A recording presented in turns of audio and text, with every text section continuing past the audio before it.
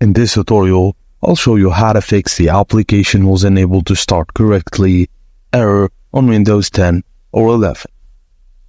The first method is to modify Registry Editor. Go to the Windows search bar and search for Registry Editor, then open it.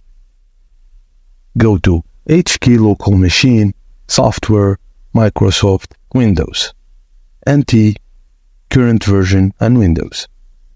Find the Load App Init DLLs, right-click and select Modify. Change the value to 0 if it's 1. Click OK and close the Registry Editor.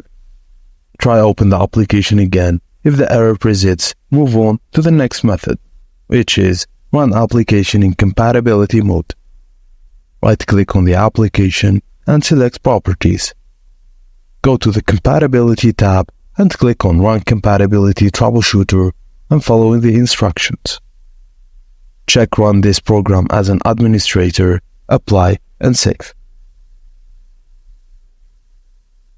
The next method is to install required software.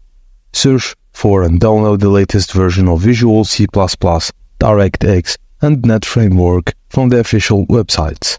Install them and restart your computer. Thank you for watching, and please don't forget to like and subscribe for more.